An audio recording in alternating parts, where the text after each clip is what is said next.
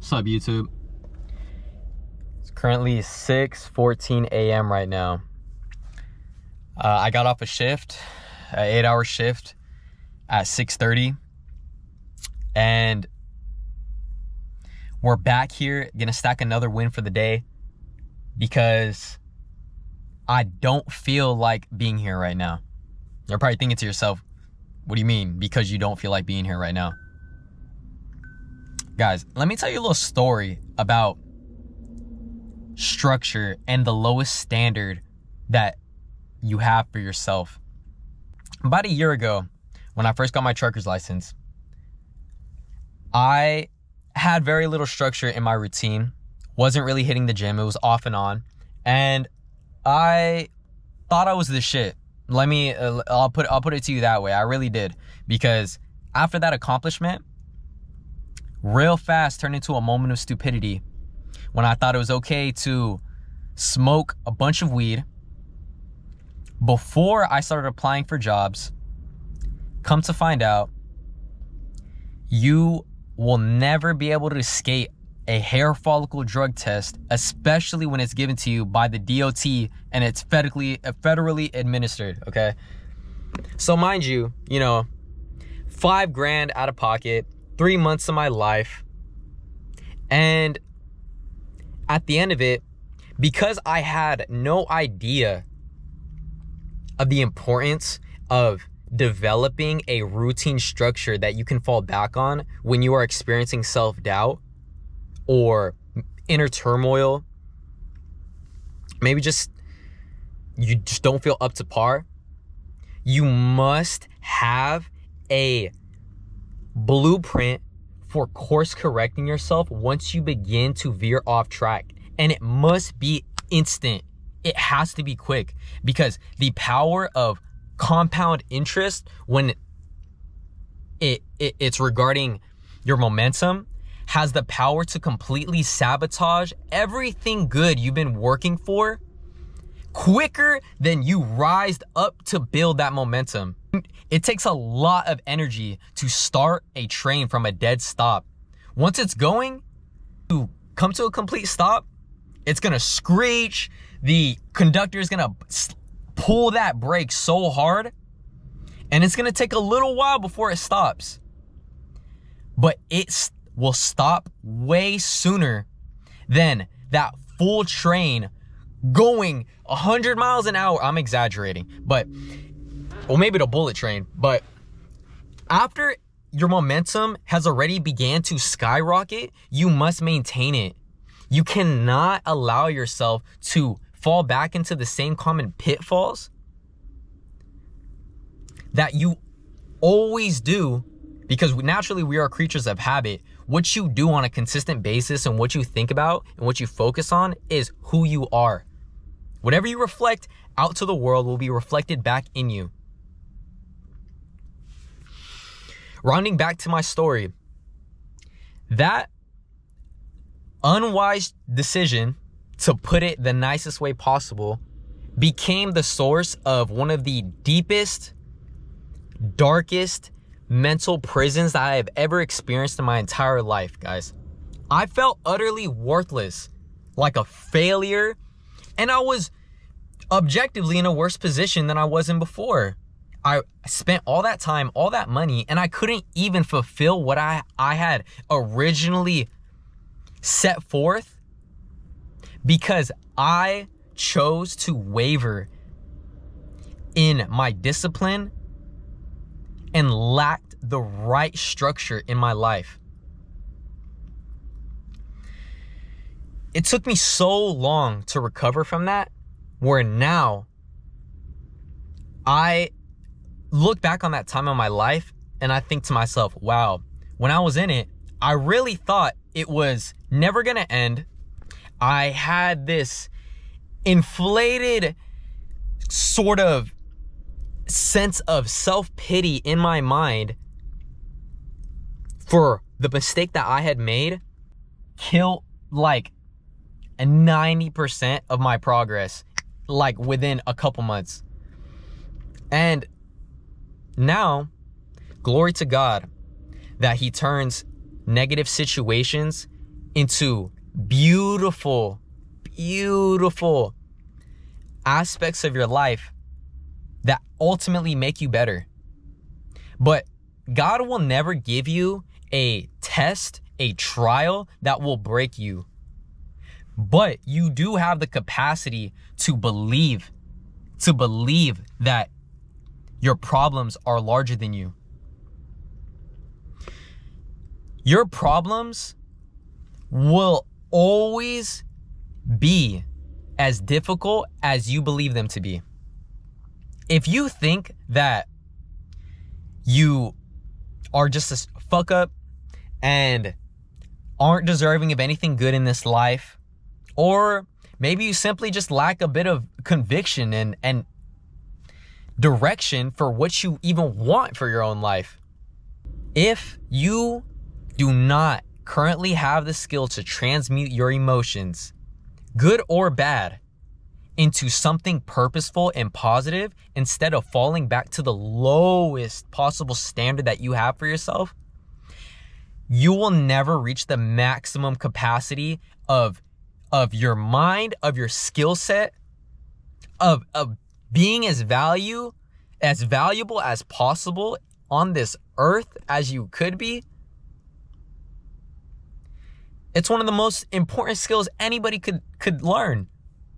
Because guess what? Every single day, life is going to take you down that roller coaster, whether or not you even know it.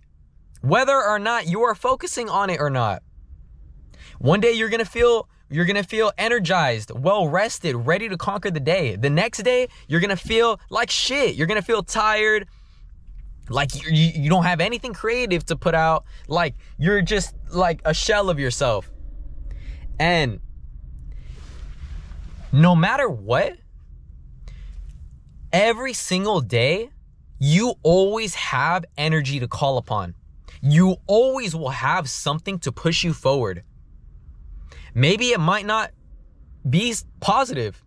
Maybe it might be pain. What do I usually think about when I work out? Oddly enough, the things that I hate, the things that I literally either need to whittle out of my own self, or the things that I am dwelling on too heavy that I have no control over, that I must transmute that energy some way, somehow. And it has to benefit me. It has to. This is somebody who used to chronically smoke weed every single day at work, before he goes to sleep, before he eats, but literally wake up, smoke. I would smoke before I brush my teeth. Disgusting, guys. Disgusting. The amount of just edge you're gonna gain over other people by making the sacrifices that you know for a fact would skyrocket your drive and your belief in yourself is ludicrous. Like I could never speak on these topics had I not practiced them first myself. Had I not been put through the fire and literally experienced suicidal ideation, driving down the freeway, wishing that a semi-truck would just swerve a little bit into my lane and just take me out so I wouldn't have to live inside my own mind anymore. This is how bad it was. Completely depersonalized from the real world. Had no care for my hygiene. I would bed rot for 12 to 14 hours every day. Would sleep all the time. I was using food as a source of comfort because the weed wasn't even helping anymore. The weed was actually making my depression worse. Now, fast forward a whole year, guys. And still, I have so much more to give. I have so much more that I could elevate elevate to. I have so many levels that I have not yet reached. But the thing is, you can never skip steps. Those experiences, yes, at the time they were very negative and hellish. Now that I've increased my threshold for my mental resilience and have a new perspective in terms of what standard that I have the potential to fall back into, lest I take consistent action and take control of my own mind and consciously place my intentions where I need them to be. It's not even a want anymore, guys. The content, my personal brand, striving for excellence every single day to be the most exceptional version of myself, which will then create byproduct of an exceptional life, mentally, physically, spiritually, financially, on all fronts. I'm trying to max this game of life out. You have no idea. There are some people that might be watching this right now that, you know, might think, oh, bro, this guy is just like, he's trying to be an influencer. He doesn't know what he's talking about. I mean, who knows? Maybe nobody's thinking that. But even if they aren't, nobody will ever know the scope to which your creative mind, the limits that it can reach. So nobody will ever truly understand your own vision like you do. This is the reason why you must put in all the effort and invest it back into yourself. Because unless you do that, why would anyone else believe what you say? Why? They have no reason to. If you can't even prove it to yourself that you believe with an almost delusional level of faith that you can reach any milestone that your mind can conceive of,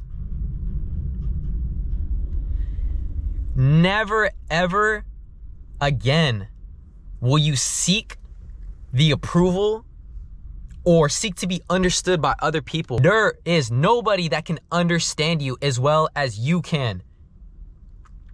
So search within yourself. Search within yourself the nuggets of gold, things that you're already naturally good at, your interests that you enjoy, mind you, be it positive and not unhealthy. Anything that you can find valuable in your own life, immediately apply action to how you can increase it. Do 80% more of what is already working and 20% more of new ideas and alterations. Most of the time, people are under the preconceived notion that somehow immense change must occur for your life to completely radicalize, and somehow you're going to become a completely different person overnight. Newsflash, it doesn't work like that. You have to pace yourself and mold yourself every single day with relentless intention. Because if you let your mind drift idle for even a short time, the devil's going to take control of that, and he's going to redirect your mind into what he wants. Is that what you want for yourself, guys? Is that what you want to be the example for your family? Is that what you want to be reflected back into the world? And then re-reflected back into your pockets, into your relationships, into the way that you articulate yourself? Let's completely kill it right now. I didn't have energy before I started this video, but now that I'm doing something that I enjoy, a stark contrast from what I was just doing the last 8 hours, now I'm ready to just slay it today. I was so in my head, but the fact is that my mind wanted so bad to pull me down to the comfort, to what it believes to be the most comforting version. And I proved it wrong, that it will not have control over me. And I encourage everyone watching this video to do the same in their own unique way. Love you guys, and catch you in the next vid.